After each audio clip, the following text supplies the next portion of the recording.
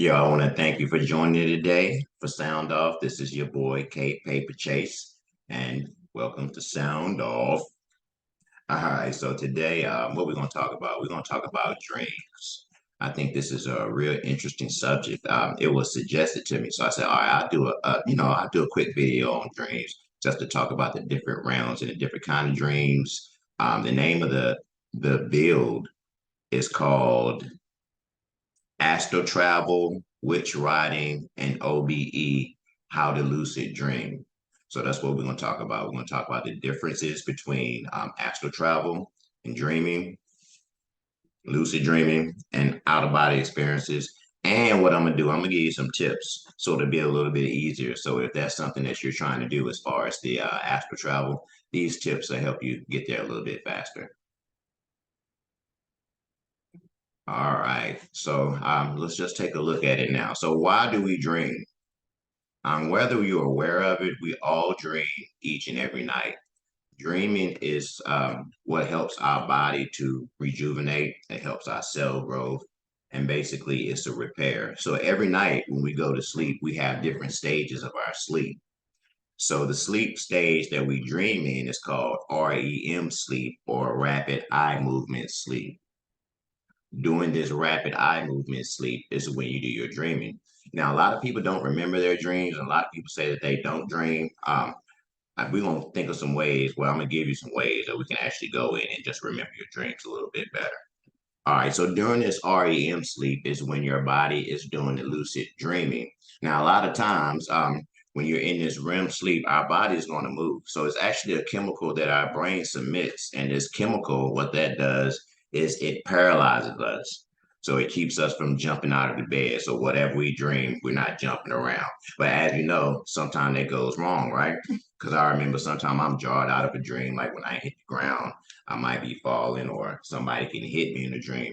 And a lot of times it'll wake me up. So during those times, that is the time where you can try to tap into the other realms as far as the astral realms and the lucid dream realms. Okay.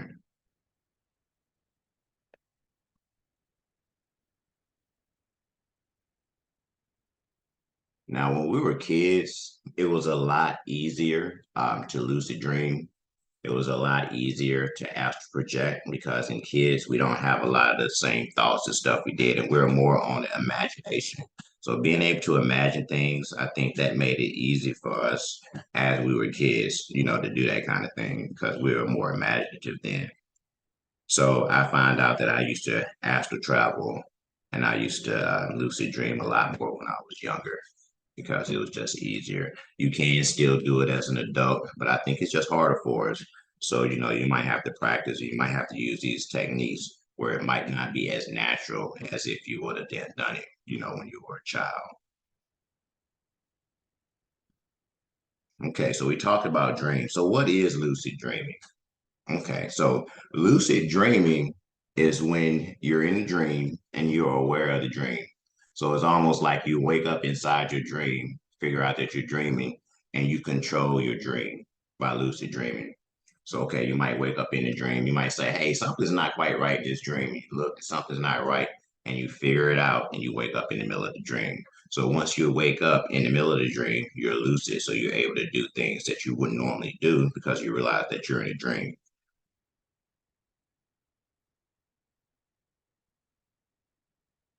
Now, different people dream differently. I remember when I first started lucid dreaming, first tried to really get control of it. A lot of times, when you figure out that you're lucid when you're in the middle of a dream, what happens sometimes is shake you back into reality because you get real excited. Another technique that I learned, if you're in a dream, sometimes it's different levels of being lucid. So you can kind of be aware that you're lucid, and you can kind of not. It's almost like you're lucid and you can run away from the monster, but you can't get rid of the monster because you're not sure that you're that lucid. So it's different levels. And like I said, different people do different things when they lucid dream. But I can give you some techniques to try to test whether you're dreaming or not. And you want to try these techniques during the day because it's just a way of your mind checking in and saying, "Hey, am I dreaming?" And once you get into the habit of doing that, you also do it when you're on the, when you're on the dream realm, and it lets you know right then, and then and you can do that test and it'll let you know if you're lucid or not. So one thing that I do is I look into the palm of my hands. You can look at your hands, just do it several times during the day, and just look in your hands and say, "Hey, am I dreaming?" Now, most of the time, what happens when you're in a dream, most of my dreams, I'm not able to really see details. So if I looked at my hands, I might not necessarily be able to see the lines on my hands. Also, something that doesn't work, that makes me know that I'm in the dream state, is my cell phone won't work. So I might be trying to take a picture. I could be trying to call a number, but the cell phone doesn't work. So I notice in my dreams that a lot of technology doesn't work. Cell phones don't work.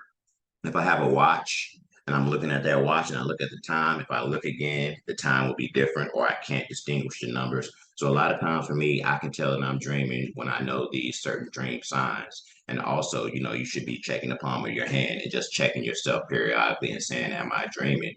Once you get that answer, you can figure out if you can go lucid or not. So lucid dreaming, that's when you can control your dream. So lucid dreaming is different from astral travel because in lucid dreaming, it's a dream, so it's coming from your creation. So to me, dreams are sort of like a creation of your subconscious mind. Okay. So another technique, what you can do to get the best out of your lucid dreaming, because like I said, dreaming is a lot of times is a replay of your day and it's a reflection of your subconscious mind and you're creating that dream based on what happened to you during the day. So one thing, this is the first thing that you'll want to do as far as to get a hold on the lucid dreaming is that when you lay down, you also want to set the intention that you're going to lucid dream. You're going to wake up in your dream and you're going to recognize that you're dreaming. But something else really important to do is just when you lay down in bed, just relax, clear your mind, set your intention, and just go through your day backwards. So instead of starting from the morning, start from the point that you got into the bed and just reverse your day. Think about your day in reverse. It'll get easier as you do it more. And by thinking of your day in reverse, you're going to already clear that out of your mind. So that's going to make your dreams more productive. So when you start dreaming, instead of it being replays or your subconscious sorting out the things that happen during the day, you'll be able to reach that astral realm where, it's just the pure knowledge. So that'll make it a lot easier for you. So definitely reverse your day once you hit the bed, and then to make your dreaming a whole lot better.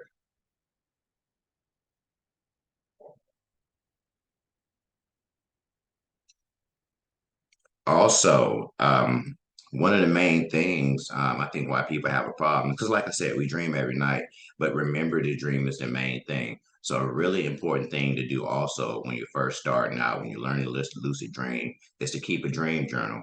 Just keep a tablet or something right by your bed, and when you wake up, you'll be able to jot that down. The average amount of time that you can remember your dream is about 5 minutes. So you have to wake up within 5 minutes to remember your dream. So an easier thing to do is just to have that tablet right there, and then you can write down the stuff in your dreams. And you're going to go over that and you're going to review it. And also, it's a good thing before you dream at night, just look at it. And by thinking about the dream that you had the night before, that'll make you more likely to go lucid and to go there, a lot quicker. So definitely do that dream journal. That's going to be a big help.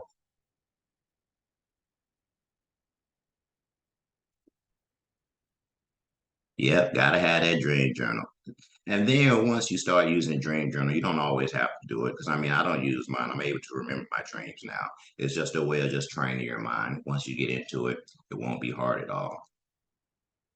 So yeah, so that's basically the dream realm. It's created by your subconscious. It is a form of the astral realm, but there are so many different levels. I would consider the dream realm a little bit lower than the astral realm. Not that it's a bad thing, but it's a little bit lower vibration than the astral realm because once we get into the astral realm, it changes. Okay, and what I would say, the difference between the dream and the astral realm. All right. So the astral realm, like I said, the dream realm is created by your subconscious. What I would call the astral realm is more. real. It's more real time. When you astral travel, you're not in your subconscious, you're not in your mind. Your body actually leaves. So by astral traveling, just consider it, you could be in the bed and instead of having a dream where you're still there in the bed, your subconscious or your astral body actually leaves your body.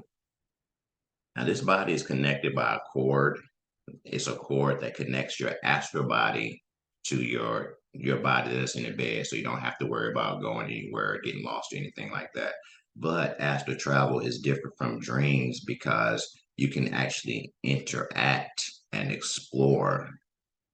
Okay, so it's sort of like instead of creating your own world, you're exploring the astral realm, and they are different astral realms.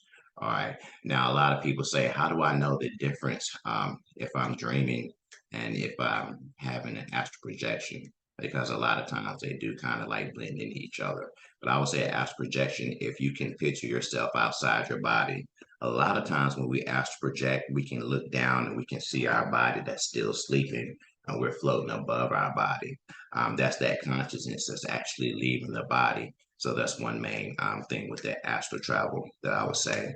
You're able to leave your body. You're able to explore different things, and it's not like a dream where you're kind of down to earth, where you're walking around. Yeah, if you're lucid, you might be able to fly, but the astral is totally separate. So when you're in the astral realm, don't move like you would normally move in the astral realm. So that means you're kind of floating. So what I consider an astral realm is sort of like a consciousness, sort of like a bubble, and you're floating. And this bubble, you have 360-degree vision, and you don't have to really think about things as far as you want to go. You just will yourself and you're there. You kind of go through walls and stuff. So anyway, yeah, so it's a lot different with the astral projection. But I got into that and I want to talk about the dreams first because a lot of ways that you can astral project, of course, it has to do with sleep, and that's the easiest way that we can reach these realms. But with the astral projection, we used to have something back in the day, and we used to call it the witches ride you. Like I said, when you're kids, we were a lot more in tune to this. But what used to happen to me a lot when I was a child is that I would wake up maybe in a bad dream and I would lay there and I would be paralyzed. I would yell for my mama. I would try to move. I would try to get up, but I couldn't do anything. It's almost like, yeah, the witch was riding. Something was on top of me, wasn't letting me yell, wasn't letting me raise my head, wasn't letting me do anything. And it's a scary experience. But actually, that's called sleep paralysis. And sleep paralysis is the first stage of astral projection. So if you ever reach that sleep paralysis point, then you know you're right there with the astral projection. So I'm going to give you some ways, just some techniques to try to help with the astral projection. If that's something that that you find out that you want to really work at. All right. So first thing, I'll just say have clear intentions. You astral project, you want to have a clear mind. You want to do it out of love, and of course, you don't want to have any bad intentions because the astral realm is going to bring whatever we put out there. All right. So if you have any negativity or anything like that, that's what you're going to experience on the astral realm. All right. So that's the first thing you want to do. Now, there's a method called the rope method. And I'll talk about the rope method. All right. So, first of all, when you get down, you lay down, you want to just clear your mind, you want to relax, and you want to do your visualizations. If you do binaural beats, if you listen to those, that would be a good thing to do. You can meditate or whatever you do to kind of relax. That's what you want to do. And with this rope method, what you would do, what I actually did, I mean, it worked for me a couple of times. What I actually did is I hung a rope from the ceiling. So you hang a rope from the ceiling and you're going to hang it right in front of you so that when you're sleeping, the rope will be dangling down within your arm's reach. So what happens with the rope method is that when you get to that point where you're sleeping, where you half sleep, or if you feel like the witch is riding you, because what happened to me is I would always get stuck at that point. All right, so I would get there, and what would happen is I would be at that point, where the witch was riding me, and I would get stuck. I could never move. So if you are able to break out, that's how you get to the astral realm. So the first method I said is the rope method. So if you have that rope right there, what you do, you just reach up, even before you go to sleep, you just reach up and feel the rope. Just condition your mind when you get to that area, when you get to that point of that sleep paralysis to do it. And what I was able to do once I reached that sleep paralysis and I couldn't move, that rope was there. So I could reach up and I could pull the rope up and I could go straight to the astral. So that rope method is a good method. That rope method will work.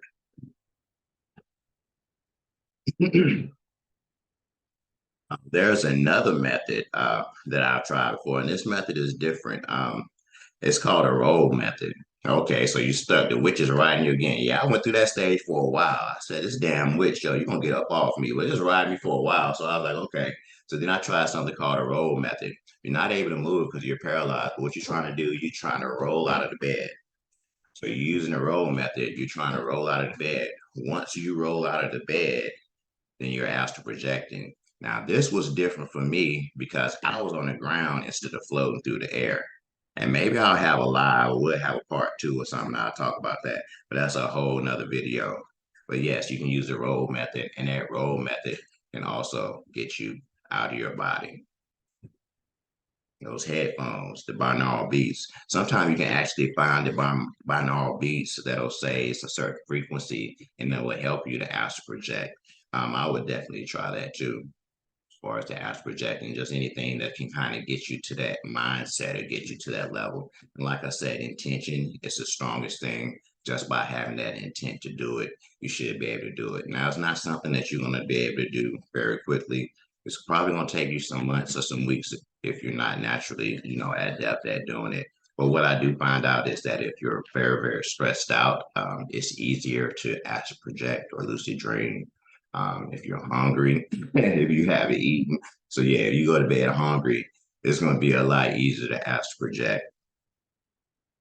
If you're very, very tired, if you're very exhausted, it can also be easier for you to astral project. So why would we want to do this? So people are like, okay, this is astral projection. That's nice. Why would you want to do this? I would just say you just want to do it just for your self-discovery.